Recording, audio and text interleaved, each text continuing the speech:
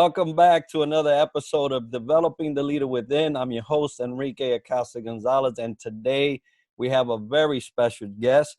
I've been waiting to participate and collaborate with him for a little while. We have Brian Kelly with us today, and we're going to be speaking about leadership and heart, something that's near and dear to me. I know very near and dear to Brian, and so thank you, Brian, for coming on the show. And allowing us to hear from you. Before we get into all the good stuff, tell us a little bit about you. Thank you so much for having me on. And I love the topic, Enrique, so I appreciate you having me on to talk about it. So I'm Brian Kelly. I am president of Brian Kelly Leadership Coaching, and my work is around unleashing human greatness to create better together. And so what is that? Well, that is consulting, that is coaching, that is people and team development, focused on getting everybody to connect with, identify with what is their unique human greatness, and how do you bring that forward in a way that adds value to the work you're doing, your professional life, your relationships, and your personal life, and everything about your life, where you are not suppressing yourself, but you're revealing yourself. Oh, thank you. I'm a great fan, as you know. We've spoken in the past, and what you do is very important to not only leadership and organization, but to self, and that is where it really starts, right? And talking about leadership and heart, how more self can you get in that?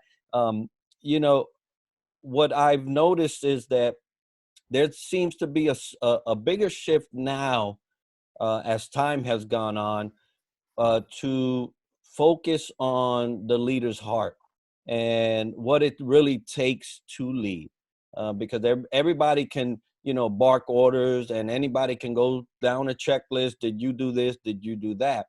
But only a true leader can impact in a way that's lasting. And so around that theme and heart and leader and self, what can you tell us about some things that you would like for us to know? So Enrique, I'll start with a story that may be a little vulnerable, but it'll get to the point of why this matters so much to me. So I'm going through my first coaching program, right? And I'm all excited to become a coach. I'm going through the process, and I'm failing a little bit because I'm not applying the stuff that I'm learning. And so I had to go through this process of what's getting in the way.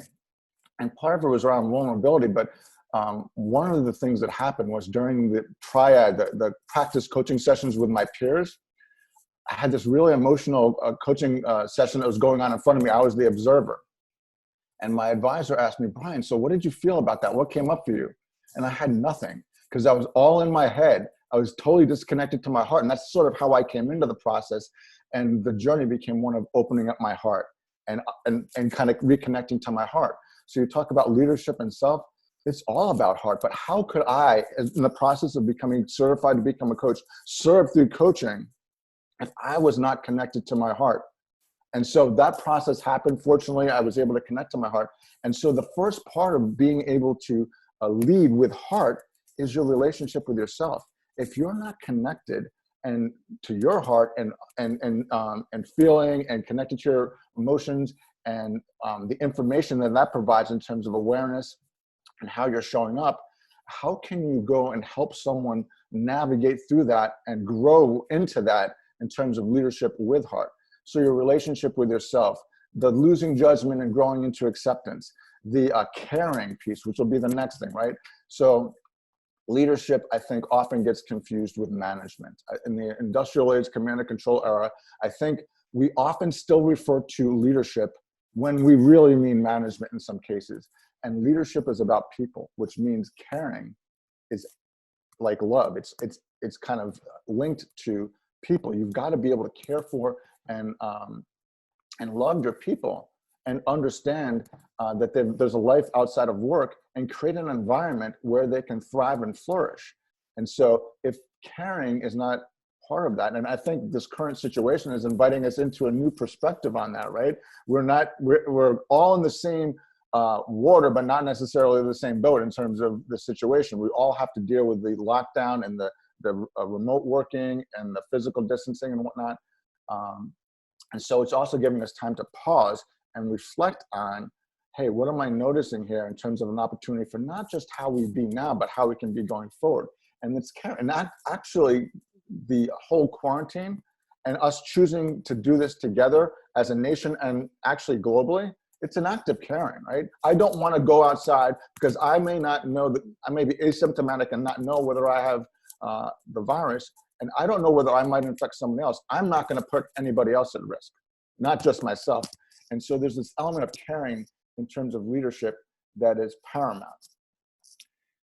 Another thing I mentioned too was my stories around vulnerability and how I looked at it. I grew up believing vulnerability was weakness, and not to show weakness. Men don't cry, men don't show emotion, that kind of stuff. And it always felt incongruent to me, right? Because we're all human beings. So why does one part of the species, one gender of the species, it's okay for them to cry, but not men to cry or to show emotion? And then we see that manifested in the workplace. We see it manifested in life in terms of divorce rates and, dysfunctional families, or what do they call it? Nuclear families, those kind of things in terms of outcomes. And then other serious things in terms of mental health and violence and those kind of things. So vulnerability and the willingness to, as a leader, model that, go first and show, hey, I'm not perfect. I'm not always right. I need help just like you do. And I have my perspective and insight, but I value other perspectives and insights, because in order for us to get to the best solutions, to bring this diverse perspective that reflects our communities and our consumers, our customers, we need different perspectives. And it's not just about different people with different, it's about people with different backgrounds and different experiences that help us get to a new way of looking at things. And so that brings me into the next element. It's curiosity. It's like, I wonder what their perspective is. What if we tried to look at this from a different perspective? How might we go about this differently to create better? It's asking these questions that open up and are expansive and kind of look at abundance rather than scarcity. And it gets to this notion of we. And we is always going to be better than me in terms of sustainable and desirable in terms of how we work together to create better.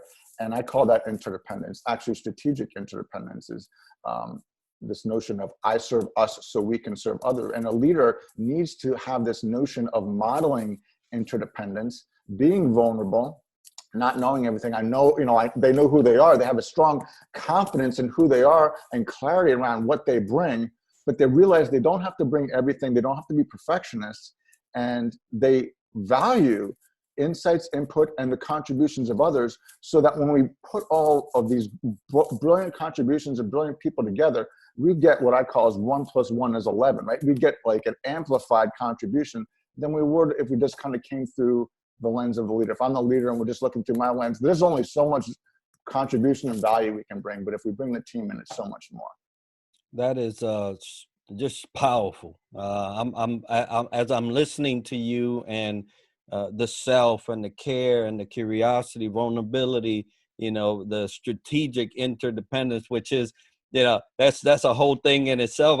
We could probably go for a while, but when you go back to kind of dissect the leader, which is really what we want, any coach, any mentor, anybody in the realm of developing someone else has always wanted to, we try to dissect you, because what we're trying to do is to get you to realize that there's more than what you think in your head, right? So the first thing is realizing that there is a you. Mm-hmm. There is a you, because sometimes in leadership we get lost in the job. The job becomes us. We do, and the you is part of we, right? That's the thing, it's us or them, it's me or we. No, we includes me. That's the thing that I think I like about the interdependence notion, is it includes me, but it isn't just me, right? It's not this notion of control, and I've got to drive, and there's elements of times when you're going to have to drive people to execute, but that's not like all the time. Leadership, I think there's this notion of command and control that is sort of, it is a leadership style, but it's not the leadership style. And as we evolve and we kind of think differently, it's more about how do you cultivate the space for people to thrive and flourish. And that's through building relationships, which requires us to care. It requires us to be curious. It requires us to be vulnerable. It requires us to have a strong relationship with self. When I go back to my Georgetown example of becoming a coach, I had an unhealthy relationship with vulnerability. If I stepped into coaching, I probably wouldn't have made it through the program if I hadn't made that shift. But if I stepped into coaching and had an unhealthy relationship with vulnerability, how successful would you think I would be? I would have failed miserably, because I couldn't be authentic and show up that way. How am I going to invite other people to step into vulnerability so they can help build connection and relationships with the people, create the space where people can fail, where they can flourish, where they can bring new ideas, where they can value their own and other ideas, and together we're able to create this wonderful work environment and space where the team can flourish, where I can flourish, and where we can create better together. Yes, that vulnerability piece is so important in you getting to the point where your heart is actually an active participant in your leadership, which is that's critical. I have obviously, with my military background, I've seen all kinds of leadership from the time I stepped my foot off the bus. That was one style of leadership that I met. The guy screaming in my face, I was not good enough. What was I wearing? Get a haircut. And then, I saw transition as the time went on. Obviously, that was a phased approach at generating a sailor, right? That they have a purpose with all that stuff. From day one, they know exactly what they're doing, so that at day zero, when you're done, a sailor comes out at the end. And so those are all intentional. But even when I started in the fleet, that's when I started seeing the variety of leadership. And you could tell when heart was leading the leader, or the position was leading the leader. And vulnerability is so critical. I love curiosity because we're always learning. And the moment that a leader begins to stop being curious, and it's not just in curiosity of education, but in curious about what makes the people that they have been blessed with leading tick, because everybody has their thing. And if you treat everybody the same, you're not going to get the same results. Let me tell you that. It's so true. And I've got learner as one of my top strengths from a Clifton Strengths 34 Strengths Finder perspective. But my curiosity is about, like you're talking about, learning about people, curiosity about people, how they might come at things differently, different perspectives. And you had me thinking too about, learning, but let's look at the root of the word courage, for instance, right? Core, it's heart, right? And so leadership requires courage. And so that connects directly to heart. And I see courage and vulnerability as two sides of the same coin. Taking courage requires a little bit of vulnerability, to be brave and to step into unknown territory and to say that I don't know. How often do people resist saying I don't know for the fear of feeling weak, and that, I'm supposed to know everything? And it's human. Nobody knows everything. And then when you think you do, then you find out quickly that you don't, because someone else brings up something. Oh, I didn't know that. And it's fine. You don't have to know everything. But that takes courage too, to kind of unlearn this notion. And then unlearning is a part of the process. You say learning, but it's also unlearning. Hey, not good enough, or I've got to be perfect, or I've got to know the answer. And no, you got to get curious if you don't know, and say, hey, what do you see? What do you know that maybe I don't know? How might we invite people into the conversation that might expand your awareness and perspective? And so language is important too, in terms of, in this case, etymology with core, courage. I think it gets directly to what leadership is. Leader is in leadership. That's people. People, you talk about, heart. the heart, when this came up in our training class in Georgetown, so I'll ask, when the human body gets formed, what gets formed first, the heart or the brain? Yeah, you hear that beat? Yeah, how can the blood get blood, the brain get blood supply if the heart isn't there first? And at the time, I'll admit, I didn't really know the answer because I was all stuck in my head. I was like, oh, it's got to be the brain. But think about it, the heart has to form first, right? So it gets right to our the human DNA of, hey, this is how we're built, from the heart first. And so reconnecting back to our heart and opening up our heart so we can multiply our impact. That's the opportunity for leaders. I love that.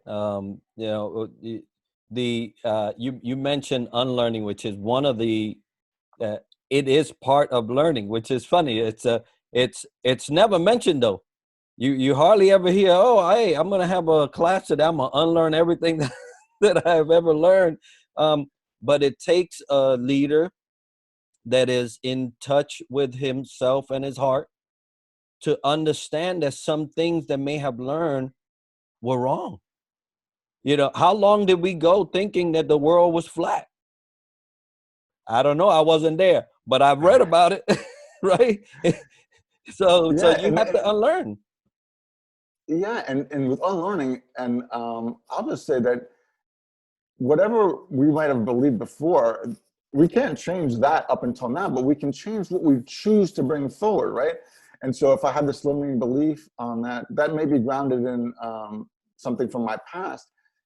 And if I take some time, pause, reflect, and do some introspective reflection, hey, is this true now? Like we just carry these assumptions and then we just automatically assume, well, that's who I am. Well, no, that doesn't have to be. It's like, wait, where did that come from, right? No, it was something that maybe someone told you weren't good enough. Someone told you this or someone told you that. And when we're young and impressionable, our subconscious mind just absorbs stuff, and then it's tough to discern fact and fiction. And so the notion of unlearning is so important. And there's no course, as you say, on unlearning, but life teaches us that that's something we need to do. And I talk about unlearning. The other one is unmuting. So that's something I found myself doing, and I see people do all the time. And that's why I talk about revealing yourself and not suppressing yourself is, hey, we need people to step into their human greatness.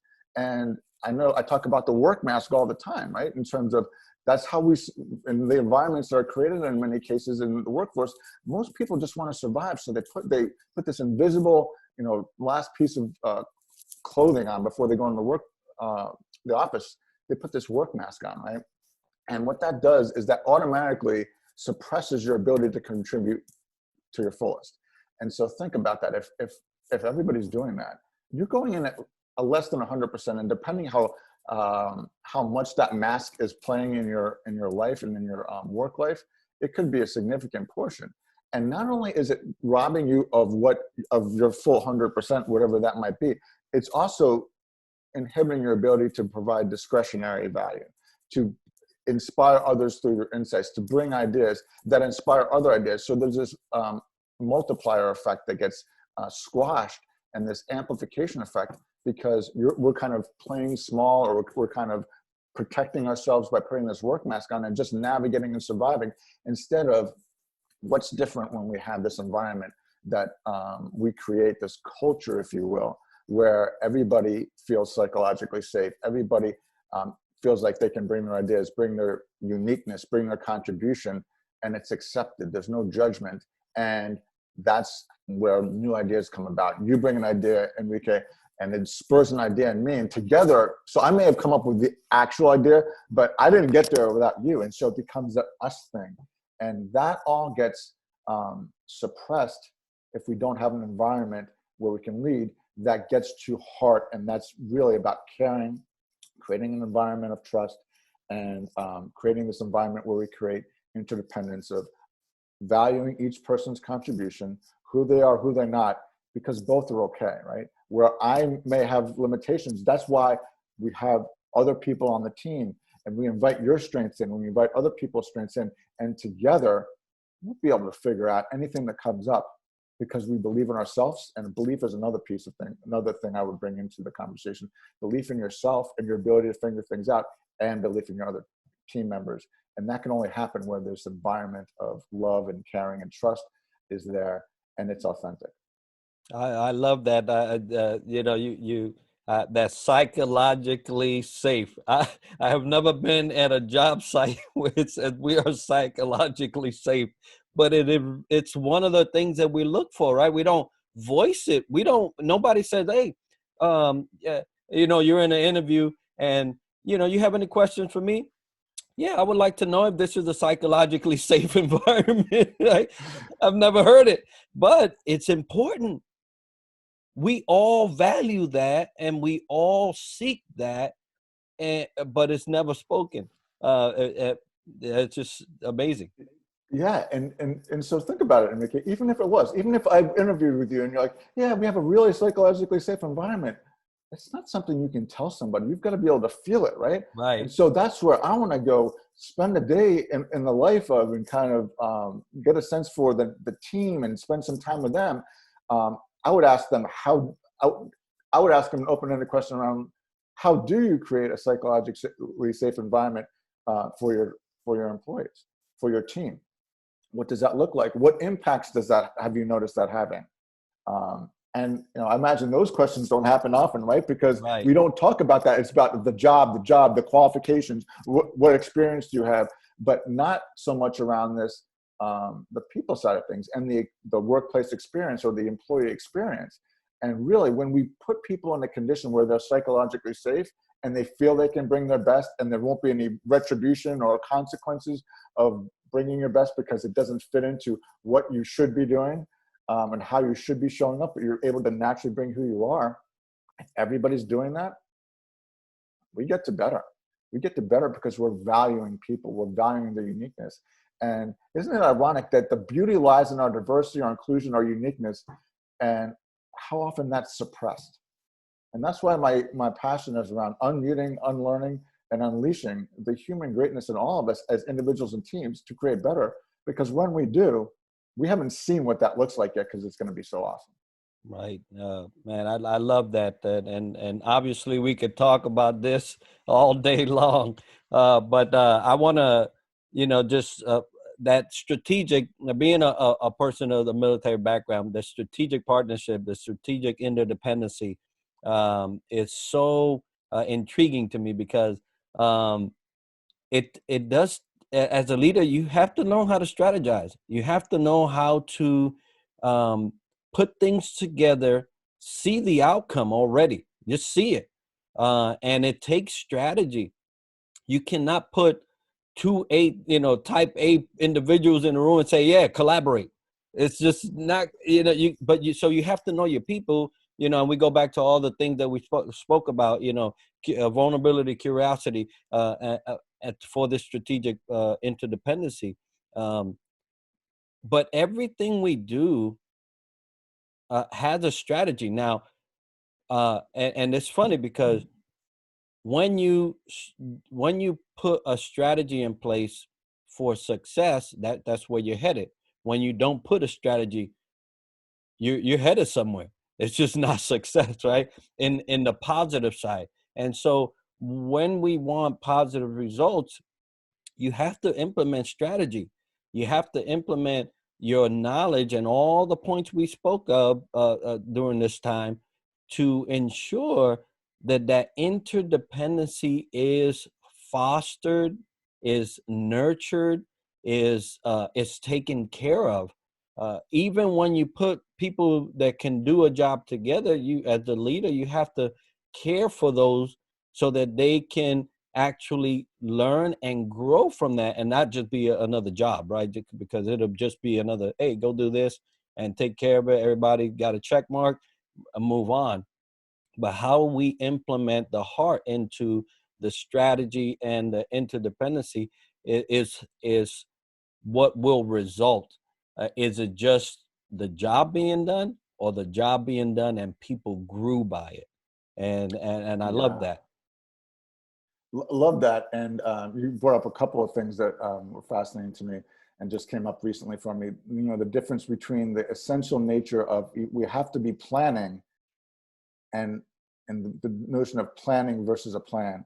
a plan is useless. Planning is essential, right? Being able to plan and be able to navigate, right, in terms of the crisis or, any kind of situation. Planning is essential. A plan can be useless in context. So this notion of a strategy and planning it's essential, but being flexible with that and taking in input and information. And back to strategic interdependence for a second, and heart, and gets back to where we started, right? Strategic interdependence is around, the notion is really around people. It can be also applied to processes and that kind of thing. But you talked about team, and a team is not a collection of people. That's just a collection of people. A team is people that care about one another, that work together to create better. And so this notion of caring comes into team and interdependence, because as I say, it's I serve us so we can serve others. And so this notion of I serve us, meaning you and me, all of us, right? That's the energy I come with, so that we can serve others. So there's this amplification built into the definition, which means I don't have to be everything. And so that gets the notion of ego, and talk about ego and how that ego gets in the way of things. And connecting to heart is, and back to this notion of heart and person and who am I? Okay. And then, acceptance of that. And then also accepting difference with other people. People are different, accepting and getting curious about that. It gets us connected to these words all over again. And so what if we got more curious about difference and other people's hearts? First, our hearts, yes, as leaders and understanding who we are, but then we got curious about and cared about other people's hearts. And how does that amplify our ability to lead and the impact we can have from that? And that's the power, I think, of strategic interdependence when done well. That is absolutely beautiful, and just to the heart of the matter, right? Leadership and heart. And Brian, I thank you so much for coming on the show, speaking to us, sharing your thoughts, sharing what your passion is, your vulnerability. Thank you for the story of your education and your route that way. And if anyone wanted to get a hold of Brian, how would they do that? The best way to do that would be through LinkedIn or any other social media. I'm there, Brian Kelly Leadership Coaching, or my website, briankellyleadershipcoaching.com. Outstanding. Well, once again, Brian, thank you so much for your time. This is a subject that we could go on for a long time, but we'll sure to make sure that we get you back on somehow to continue the discussion. For everyone listening, Brian Kelly, you heard how you can get a hold of him. He is a dear friend of mine. I appreciate everything that he does, so reach out to him. And stay tuned for next week when we bring on another guest and we share some more leadership insight. Until then, success to you. Thank you so much for having me on, Enrique. Appreciate it.